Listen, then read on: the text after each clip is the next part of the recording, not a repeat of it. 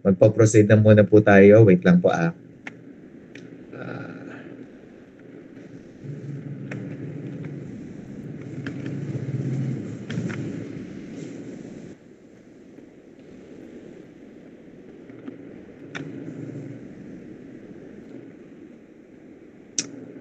Ayan. Ayan. So, nakikita nyo na po ang PowerPoint. Ayan. So, mag-heart po kayo kung nakikita nyo na.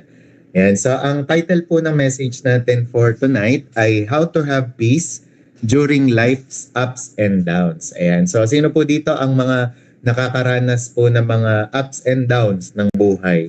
And kung tutuusin nga po, lahat naman po talaga tayo, kung tayo po ay nabubuhay pa, kung tayo po ay may hininga pa, di ba? Isa po tayo sa mga nakakaranas po ng mga ups and downs. Na minsan nga po, di ba, nakakaranas tayo na ngayon, okay, di ba, okay tayo, bukas, hindi, di ba? Ngayon, masaya tayo, bukas, hindi, di ba? Ngayon, ang dami nating pera, di ba? Bukas, hindi mo na alam, di ba? Pero ngayon po, tuturuan po tayo ng Panginoon kung paano magkaroon ng kapayapaan kahit may mga ganyan po sa buhay po natin, di ba?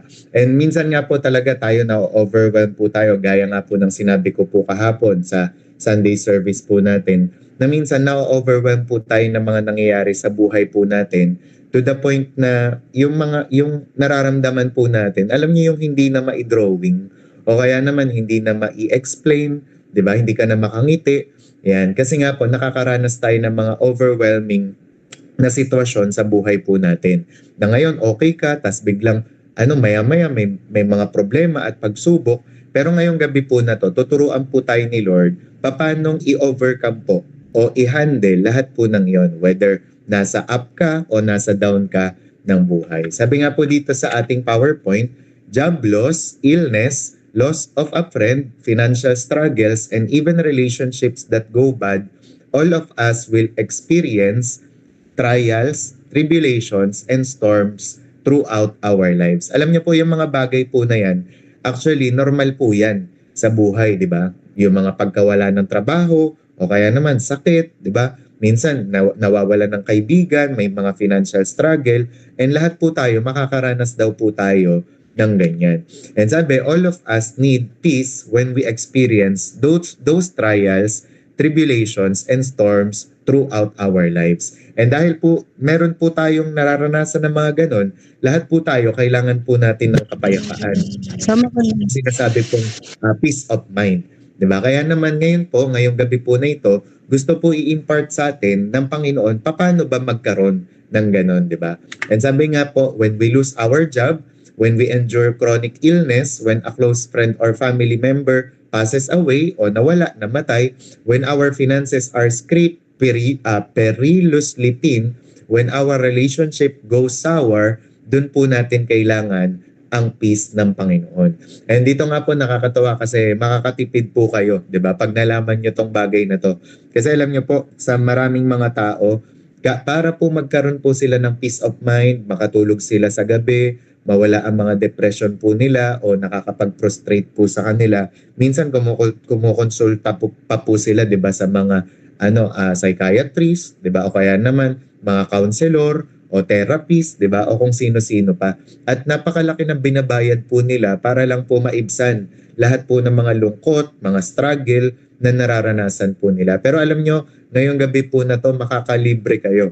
'Di ba? Bakit? Kasi malalaman nyo po ng libre, 'di ba? Kung ano po yung panlaban sa lahat po ng 'yan, 'di ba? Na paano po ba tayo paano nating i-handle ang mga ups and downs po natin.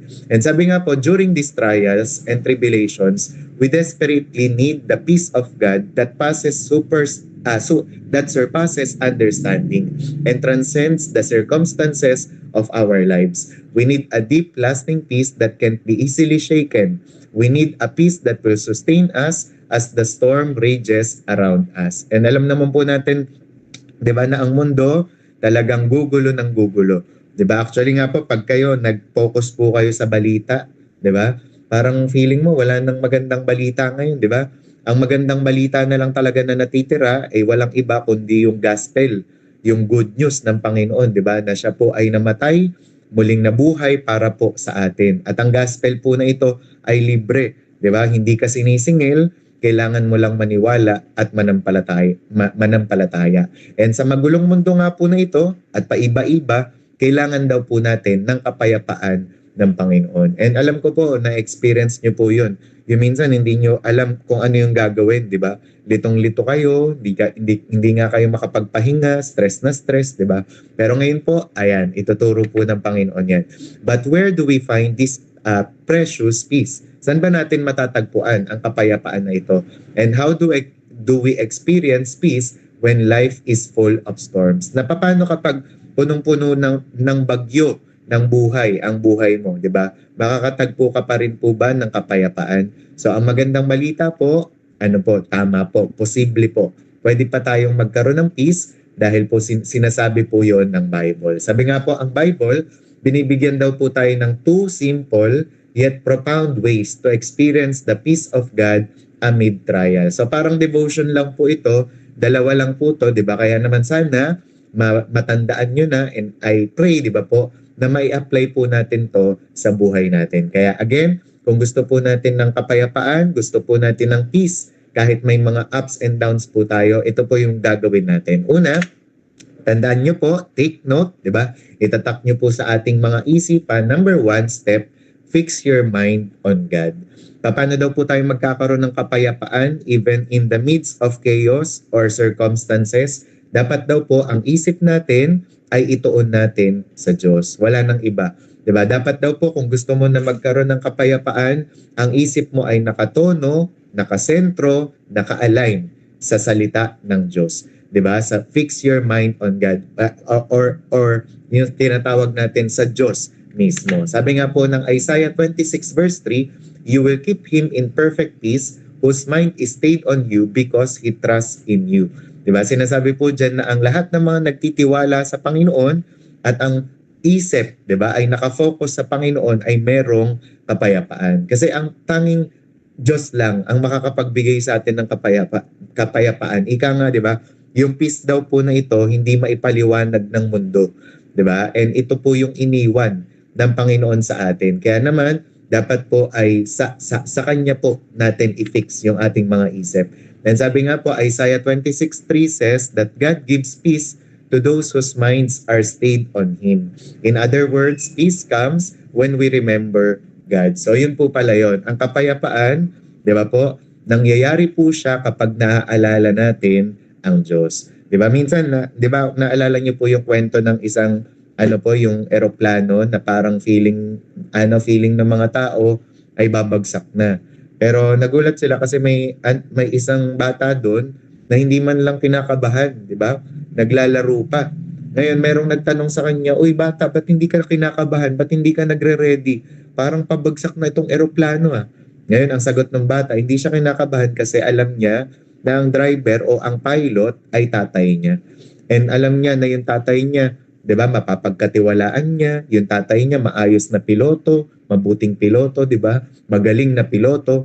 Kaya naman hindi po natatakot yung bata na yon. And alam niyo po, ganun din po tayo sa buhay po natin.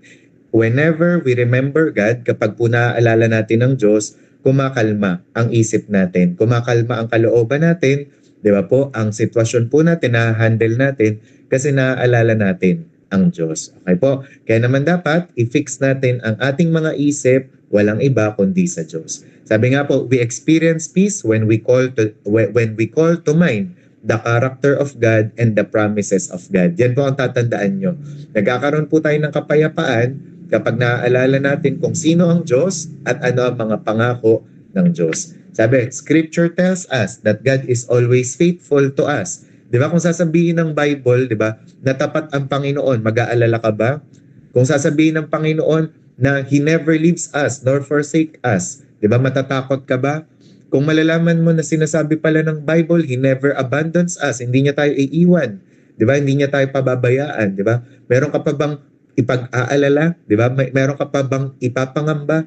Di ba? Sabi, He is always with us, always sustaining us, always preserving us. Sabi, He loves us and is our good shepherd who will guide us to green pastures and still waters. Kaya kapag yan, naalala nyo po yan palagi, makakalma po tayo, magkakaroon po tayo ng peace of mind. Kaya kagaya nga po ng mga nababalita po ngayon, di ba, sa iba't ibang panig ng mundo, 'di ba? Panay delubyo, trahedya, panay mga krimen, panay mga masasamang nangyayari, 'di ba? Digmaan dito, may mga threat pa dito, 'di ba? May mga gusto pang manakop, 'di ba? Kung ganun ang balita, ano ang papanghawakan mo? Kung ganun ang balita, paano ka pang magkakaroon ng kapayapaan? Ang sagot, by fixing your mind on God. 'Di ba? Ang sagot dito para magkaroon ka pa rin ng peace, magtiwala ka sa Diyos. Dapat po ay talagang lagi tayong tumingin sa Kanya. Okay po? Kaya sabi nga, even when we're going through the storms of life, God is faithful. Halimbawa, estudyante ka, may mga problema kang hinaharap, di ba? Tatandaan mo, God is faithful. Kung ikaw naman ay magulang at yung mga anak mo, meron kang mga pinoproblema sa kanila, tatandaan mo, God is faithful. And He will bring us through to the other side. Diba? Alam natin na lahat po ng mga nararanasan po natin ay ano po, itataguyod po tayo ng Diyos at itatawid po tayo on the other side. Na ngayon po, yan po yung nararamdaman o nararanasan mo, pero hindi mo alam. You never know bukas, diba? Dahil nga faithful ang Panginoon, magugulat ka, gagawa siya ng paraan dyan sa sitwasyon mo. Kaya sabi nga po, He won't let the waters overwhelm us. Sabi, the fires won't consume us. Hindi tayo malulunod, hindi tayo masusunog. Sabi, He will gently shepherd us to good places of rest and peace. And sa halip, 'di ba, bibigyan niya daw tayo ng kapayapaan at kapahingahan. 'Di ba? Kaya sino po dito ang gusto, 'di ba, ng kapahingahan at kapayapaan? 'Di ba? Mag-heart nga po kayo diyan. Kaya tayo, bilang mga tao, gusto po natin talaga yan kahit hindi tanungin. 'Di ba? Actually, gusto po talaga natin ng kapayapaan, ng tahimik na buhay, pero hindi natin yun makukuha kung sa atin lang. Hindi natin yun makukuha kung tayo lang yung gagawa ng paraan. 'Di ba? Ang peace, ang kapayapaan po nanggagaling po sa Diyos. Kaya naman, sabi nga po dito, God has promised to always do good to us and not even the storms of life can stop God from fulfilling His promises. 'Di ba? Nakakatuwa po at nakakasaya na malaman. 'Di ba po, na nangako ang Diyos na lahat po ng mga bagay, 'di ba po, gagawa po siya ng mabuti sa lahat po ng 'yon. Kaya minsan, kahit sabihin po nating dumadaan tayo sa bagyo ng buhay, 'di ba po, ang ending pa rin po nito, all things work together for good. Ang ending pa rin po nito, ikakabuti natin. 'Di ba? Bakit natin nararanasan 'to? Kaya nga po noon, naalala ko yung preaching ni Ate Mer, Pastora Mer, 'di ba, na kahit pala ang bagyo, necessary siya sa isang lugar o sa isang bansa, 'di ba? Kasi bakit? Kapag daw wala palang bagyo, hindi magiging balanse yung klima o weather po natin. 'Di ba? Kailangan meron pala talagang bagyo kasi siya ang nagpapabalanse, 'di ba, ng mga bagay-bagay sa planeta. 'Di ba? Kaya minsan ganun din po pala tayo, 'di ba? Imagine niyo po kung tayo po wala po tayong mga problemang nararanasan, wala po tayong mga pagsubok o suliranin na nararanasan, matitiyak kaya natin na yung pananampalataya natin ay tama? 'Di ba? Na yung pananampalataya natin totoo. Kung laging yaman o kasaganahan yung nararanasan natin o kaya naman laging sarap lang, 'di ba? Ika nga kahit nga daw sa pag-aaral, paano malalaman kung may natutunan ang estudyante, 'di ba? Sa pamamagitan ng test or exam. And ganun din po 'yon sa buhay natin po. Malalaman po ng Diyos kung ikaw ay talagang sa Kanya, kung nananalig ka sa Kanya, kung anak ka niya, 'di ba? Kung talagang hindi mo siya iiwan kahit ano mangyari by giving you and by allowing test, 'di ba? Na sumubok sa iyo. Kaya minsan may mga pagkakataon akala natin basta-basta bagyo lang 'yan o problema, basta-basta lang na-down 'yan, 'di ba? Na-down ka. Minsan chine-check din po ng Panginoon ano ba ang attitude natin sa mga bagyo na nararanasan nating ganon, 'di ba? Minsan chine-check din ng Panginoon kung yung nabasa mo na passage sa Bible ay tumimo talaga sa puso mo, 'di ba? By allowing those trials and tribulation na lumapit sa iyo, 'di ba? Kaya minsan may mga pagkakataon dapat kung nakakaranas man tayo ng mga bagyo ng buhay, tanungin din natin yung sarili natin o kahit si Lord, Lord, ano ang tinuturo mo dito sa bagay na to? 'Di ba? Minsan wala kang trabaho. Ano ang tinuturo ng Panginoon sa bagay na 'yan? 'Di ba? Minsan nagkakaroon ka ng mga sakit o karamdaman na parang bigla-bigla na lang. Diyan dapat nagtatanong ka na sa Panginoon, Lord, anong tinuturo mo sa akin? Kasi minsan diyan tayo tinuturuan ng Panginoon o kaya naman kinakausap. na kasi anak, wala ka ng time sa akin. 'Di ba? Panay ka na lang trabaho o kaya wala ka munang trabaho ngayon para kausapin mo naman ako, 'di ba? O kaya naman, anak kasi nung malakas ka hindi mo talaga ako kinakausap eh.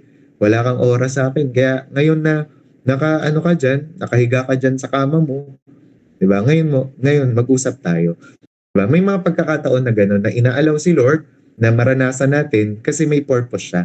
And laging ang purpose ng Panginoon ay para sa ikakabuti natin. 'Di ba? Naalala ko nga si Billy Graham, sila Charles Stanley, mas dumami ang mga writings nila, ang mga devotion nila, ang mga nasulat nila nung sila ay nasa ospital. Bakit? Kasi doon daw yung time talaga na rinig nila ang boses ng Panginoon. Kaya minsan, wag ka din ma-down sa mga down times mo. 'Di ba? Cheer up pa rin. Kasi bakit? Baka nga dyan sa down times mo, dyan ka pa nga iangat, 'di ba? Dyan pa ipakita ng Panginoon yung kadakilaan niya at kabutihan niya. Naalala ko nga may isang kanta na sa bali daw mas nakikita niya ang Panginoon, mas nakikita niya yung kadakilaan. 'Di ba? Kasi nga naman kapag nasa bali ka at ang Panginoon ay nasa mountain, 'di ba? Nakikita mong sobrang taas niya. Kaya minsan nararanasan natin yung mga kumbaga down times para makita natin ang taas-taas pala ng Panginoon. Okay, kaya sabi nga ng Romans at 8:38 to 39, for I am persuaded that neither death nor life, nor angels, nor principalities, nor powers, nor things present, nor things to come, nor height, nor depth, nor any other created thing shall be able to separate us from the love of God which is in Christ Jesus our Lord. Pero alam niyo po ang maganda? Kahit anong mga problema yan, kahit anong mga suliranin na yan, wala daw pong makakapaghiwalay po sa atin sa pag-ibig ng Diyos. Imagine niyo po, si Paul po ang gumawa niyan, si Paul po ang sumulat niyan. 'Di ba? Ang apostol na ang dami-daming mga naranasang problema, pero yan pa po ang naisulat niya, 'di ba? Regarding sa love of God. Na kahit ano pa man pong maranasan niya, still yung pag-ibig ng Diyos, yun pa rin po ang talagang nagpe-preserve sa kanya, 'di ba? Yun pa rin po talaga ang talagang bumubuhay sa kanya. Kaya naman, sabi nga, if we want to experience peace, we must actively call these things to mind. Sabi, we must remember that God's love is steadfast and that even though we are weak, He is faithful. Hallelujah. Kaya naman, we must fix our minds firmly on God's good character and unshakable promises. May naaalala nga ako dyan na alam niyo po yung time na yung mga disciple nasa bangka sila, tapos biglang bumagyo. Tapos nakita nila si Jesus naglalakad sa tubig. Anong sinabi ni Jesus na kataga doon? 'Di ba? Sabi niya, "Huwag kayong matakot, ako lang 'to." 'Di ba? Parang yung mga gino-joke na mga kabataan ngayon, "Ako lang 'to." 'Di ba? Sinabi rin 'yun ng Panginoon na ako 'to. 'Di ba? Ako lang 'to. 'Di ba? Na meaning kasi, yung mga nangyayari sa kanila, pinaparating ng Panginoon, "Huwag kayong matakot." 'Di ba? Kasi inalaw ko 'to, 'di ba? Para makita nyo na dakila ako. 'Di ba? Para makita nyo na kaya kong, 'di ba? Pahupain yung bagyo, kaya kong maglakad sa tubig, kaya kong lakad, 'di ba? Sa lahat ng mga impossibilities of life. Kaya naman dapat po pag may mga nararanasan tayong hindi natin ma-explain, 'di ba? Focus, 'di ba? We must fix our minds firmly sa karakter ng Diyos and His unshakable promises. So, yun po yung una. Pangalawa, step number 2, prayer and supplication. 'Di ba? So may napansin kayo, 'di ba? Una, sabi nga daw i-fix natin yung ating mind sa Diyos, 'di ba? Sa pamamagitan ng kanyang mga pangako, sa pamamagitan ng kanyang mga salita, 'di ba? Pero pangalawa, prayer and supplication. So ganun pala, in order na magkaroon ng peace, 'di ba, of mind, yun lang pala talaga ang sikreto. Una, meditate the word of God, 'di ba? Talagang fix your mind on God. Pangalawa, mag-pray daw tayo and yun nga po, magkaroon tayo ng supplication. Manalangin tayo sa Diyos. Kasi sabi nga po ng Philippians 4:6-7, be anxious for nothing, but in everything by prayer and supplication with thanksgiving, let your requests be made known to God. And the peace of God, which surpasses all understanding, will guard your hearts and minds in Christ Jesus. Na imbis po na mag-alala po tayo, anong sinasabi ng Panginoon, ipanalangin po natin ang lahat na merong pasasalamat, di ba? Kaya halimbawa, ang gumugulo ng isip mo, labada, kagaya ng mga sinagot nyo kanina, labada, magulong paligid, kawalan ng pera, di ba po? Lahat po ng yan, may pagpe-pray po lahat ng yan. Kasi kapag po, sinasabi nga po, di ba, kapag magulo ang paligid, si Lord daw po, para siyang shepherd, na he makes me to lie down in green pastures, di ba? Na pinagpapahinga kanya, di ba? Kapag naman walang pera, sinasabi ng Panginoon na God will supply all of my needs according to His riches and glory, di ba? Kapag naman kulang ka sa kalakasan, di ba? Hindi ka the Lord is your strength, di ba? The joy of the Lord is your strength. At kung ano-ano pa yung mga natin, mga problema po na yan at mga pagsubok, lahat po yan napapag-pray. And sabi nga po, the second step to experiencing God's peace in the midst of trials and troubles is constantly be in prayer before God. Kaya sabihin niyo po dyan sa katabi mo, constantly. Diba? Sabihin mo sa kaliwa mo, constantly, kung merong kang katabi dyan. Diba? Pag sinabing constantly, ito yung tuloy-tuloy, walang patid, diba, na pananalangin. Para nang sa gayon, wala ring patid yung ating kapayapaan. And kahit nga po ako, diba, kahit po sa atin, nararanasan po natin yan. Na kapag kasi hindi ka constant, di ba, nananalangin o kaya naman umuugnay sa Diyos, talagang gumugulo ang isip mo. Kapag panay ka Facebook, kapag panay ka social media, tapos kulang ka na sa oras mo sa Panginoon, asahan mo, gulong-gulo na talaga ang isip mo, di ba? Kaya naman ang sinasabi po dyan, para ma-experience natin yung peace, lagi tayong manalangin sa Diyos. And sabi, whenever we experience the slightest bit of anxiety or worry, that should be a signal for us to run to God in prayer and supplication. Ika nga, sabi nga daw po, and whenever, di ba, kapag na-experience na natin, kahit slight lang daw po, kahit slightest, di ba, na nagwo-worry ka na, di ba, natatakot ka na, meron ka nang nararamdaman, kahit katiting na worry, yan daw po ang palatandaan na tumakbo ka na sa Diyos. Magsumbong ka na sa Diyos, 'di ba? Talaga namang tell your worries to God na, 'di ba? Kasi nga po kaya nung nakaraan nag-usap kami ni Pastora Mary, 'di ba? Regarding sa mga pagnipis ng buhok o kaya naman pagputi ng buhok, ganyan. May mga pagkakataon pala na po 'yun, dala daw po ng worry o stress. 'Di ba? Kaya naman ang sinasabi nga po ng Bible, 'di ba? Do not worry about anything. 'Di ba? But by prayer, dapat daw po ipanalangin natin. Kasi nga naman, kapag nagwo-worry pala tayo, kagaya ng sinasabi ni Jesus, 'di ba? Wala naman daw yung naidadagdag talaga sa buhay natin. Hindi na dadagdagan yung height natin, yung stature natin, hindi umiigi yung pakiramdam natin, 'di ba? And in fact, nagiging worse pa nga. Kaya naman, sabi nga, kung wala ka namang magagawa, mag-pray ka na lang, 'di ba? Pero kung may magagawa ka naman, mag-pray ka muna, tas gumawa ka na. Diba? Kasi sa pamamagitan po nun, may ibsan yung kinaka-worry natin at magkakaroon po tayo ng kapayapaan. Okay? Kaya sabi nga, God is our almighty, loving, gracious, and powerful Father. Tatandaan niyo po yung mga na yan, kumbaga character and nature of God na yan. He is the one who controls all things and rules over the universe. This same God invites us to lay all our burdens and anxieties and worries at His feet. Isipin niyo yung Diyos na gumawa ng langit at lupa, ng universe, yung Diyos na makapangyarihan, yan ang nagsasabi sa atin na lahat daw po ng mga kabigatan natin, lahat ng mga pinag-aalala natin, ilagay daw po natin sa kanyang paanan. Sabi, He wants us to cast all our cares upon Him for He cares for us. At ang pinakamaganda pa nga po dyan, sinasabi niya na pwede daw natin na ibigay ang ating alalahanin. Bakit? Kasi may malasakit po ang Diyos sa atin. Kaya sinong Diyos, 'di ba? Sinong tao ang kilala nyo na ganyan, 'di ba, ka-concern sa inyo? Na kahit, 'di ba nga po, kahit anong, 'di ba? Kaya kagaya nung kaninang kinakanta nung Collingsworth bago tayo magsimula ng OBS, 'di ba? Na sabi po ng kanta na 'yon, if it matters to you, it matters to the master. 'Di ba? Ibig sabihin po nun sa Tagalog, kung mahalaga sa iyo, mahalaga rin sa Panginoon.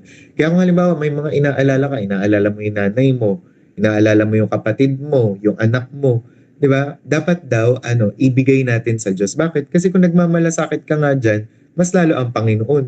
'Di ba? Nagwo-worry ka, Lord, baka naman di ako makakatapos ba ako ng pag-aaral? 'Di ba?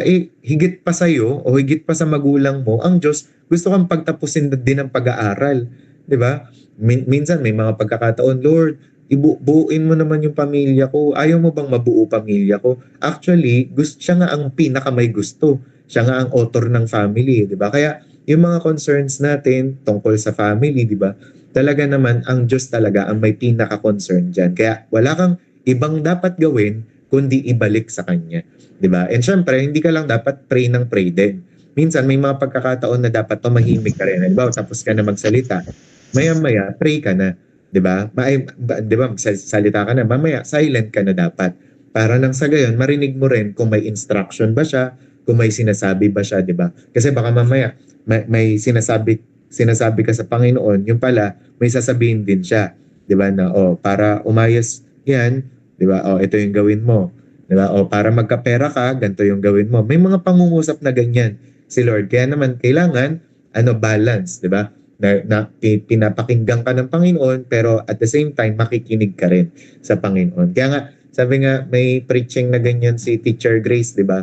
Na ang pinaka-best daw na part ng prayer ay yung marinig mo na si Lord. So hindi ko siya masyadong parang paraphrase na lang siya. Pero hindi laging gano'n na ikaw yung nagsasalita, kundi si Lord din, pagsalitain mo rin siya, pakinggan mo rin siya. And sabi nga, the simple truth is that we're not strong enough to bear our burdens on our own. Tanggapin na natin yan sa mga sarili natin na hindi tayo ganun kalakas para dalhin lahat ng mga burden, di ba? Lalo ang mundo, di ba? Kaya minsan may mga sinasabi, pasan ko ang mundo, di ba? Pero kapag nangusap si Lord, baka sabihin niya sa'yo, bakit mo ba pinapasan ang mundo? Sinabi ko ba, inutos ko ba, may nabasa ka ba sa Bible na pasanin mo yung mundo? Di ba? Kasi hindi naman talaga pinapapasan sa atin ni Lord ang mundo, di ba? O ang problema. Ang sabi ni Lord, cast all your cares and burden to Him. And sabi nga, we need God Himself to bear our burdens for us, and we must cast our burdens upon God through prayer and supplication. Kaya naman, sabi mo nga sa katabi mo, mag-pray na tayo, di ba? Mag-pray na tayong lahat, di ba? So, umattend na tayo ng prayer meeting, mga prayer gathering, dyan po sa mga bahay po natin, di ba? Talaga namang kausapin po natin ang Panginoon. And sabi nga po ng 1 Peter 5:6-7, therefore, humble yourselves under the mighty hand of God, that He may exalt you in due time, casting all your care upon Him, for He cares for you. Okay? And sabi nga, if we want to experience peace, we must cast all our anxieties upon the Lord. We must run to our glorious, mighty, strong God and give Him the burdens that we cannot bear. We can do this knowing that He cares abundantly for us. And we can exchange our burdens for the wonderful peace that He offers. Kaya naman, walang sinasabi ang Bible na dapat gawin, kundi ang ibigay, sabihin, ikas ang lahat ng care sa Panginoon. Nang sa gayon, magkaroon talaga tayo ng kapayapaan. Kaya nga, di ba, dito, ito na po yung ating pang-last, conclusion na po to. Di ba? Kaya nga po sa hymnals, na what a friend we have in Jesus, talagang yun ang pinapaliwanag. Di ba? Kasi ito, may hymnals kasi na sinasabi, ang title, What a Friend We Have in Jesus. Tapos sinasabi doon yung nangyayari kapag nagpe-pray tayo tsaka hindi tayo nagpe-pray. Sabi po dyan, what a friend we have in Jesus, all our sins and griefs to bear. What a privilege to carry everything to God in prayer. Diba? Napaka-privilege daw na na manalangin sa Diyos, diba? Na yung mga kasalanan natin, lahat ng mga dinadamdam natin, pwede po natin na ibigay sa Kanya. Sabi, what peace we often forfeit. Oh, what needless pain we bear. Ano daw sabi? All because we do not carry everything to God in prayer. Diba? Sabi, ano daw kapayapaan ang minsan nawawala sa atin. Diba? And ano daw yung mga nararanasan natin na mga pain o sakit na hindi naman kailangan. Diba? All because, bakit? We do not carry everything to God in prayer. Diba? May mga pain tayo na nararanasan na hindi naman dapat natin nararanasan just because hindi daw tayo nagpe-pray. Kaya para maiwasan lahat ng yon, para magkaroon ka pa rin ng kapayapaan, ayan, manalangin daw tayo. And kahit sa buhay po ng inyong lingkod, talagang anong-ano ko po yan, damang-dama ko po yan, na the more na nagpe-pray ka, the more na powerful ka. The more na nagpe-pray ka, the more na nagiging peaceful ka. Peaceful ka sa Diyos, peaceful ka sa tao. alam mo gagawin mo, kakalma ka, 'di ba? Ganun ang nangyayari kapag nagpe-pray tayo. And sabi nga po dito, 'di ba?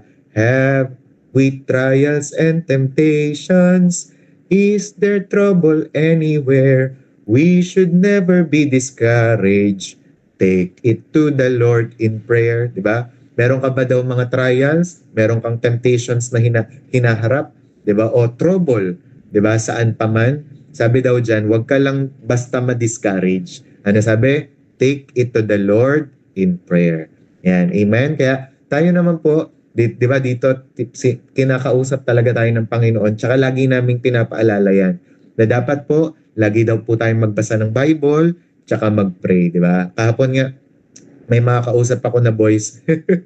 Secret sila kung sino sila. Yun nga.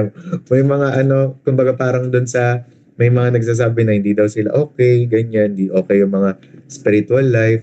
Pero alam nyo kung bakit kasi ganun tayo minsan, hindi tayo okay, 'di ba? Spiritually, emotionally, mentally, all because, 'di ba? We do not carry everything to God in prayer. Dahil minsan, talaga magpakaanis na tayo, hindi natin kinakausap ang Diyos regarding doon, 'di ba? Pero kung constantly, 'di ba? Every day kinakausap natin ang Diyos, 'di ba? Kahit sa mga pinakamabibigat, 'di ba? Na suliranin ng buhay natin o sa pinakamagagaan, 'di ba? Para sa inyo, 'di ba? Talaga naman magkakaroon po tayo ng kapayapaan. Kaya can we find a friend so faithful who will all our sorrow share? Sabi, Jesus knows our every weakness. Take it to the Lord in prayer. 'Di ba? Kaya ang tanong dito, meron ba tayong matatagpuan na sobrang tapat na kaibigan, 'di ba, na mai-share natin lahat ng mga problema o sorrow natin? Wala nang iba yon kundi si Jesus. Minsan yung kaibigan natin dito sa mundo, pag sinabihan mo ng problema, 'di ba, pagsasawaan ka, 'di ba, sasabihin madrama ka, uy, 'di ba? Pero alam niyo si Jesus, dahil nga He knows our every weakness, naging tao siyang kagaya natin, 'di ba? Pwede daw po natin i-take, 'di ba, to the Lord in prayer ang ating lahat ng mga nararanasan, 'di ba? Ang mga kabigatan po natin. Kaya naman, 'di ba, si Jesus iniimbitahan kanya, 'di ba? Fix your mind on Him, and also kung meron ka man mga care ngayon, sabihin po natin sa Panginoon. Kulang ka sa ganito, kailangan mo ng healing, kailangan mo ng tulong, 'di ba? Sabihin po natin sa Panginoon. Wala nang iba. So yun lang po, to God be the glory. Amen and amen.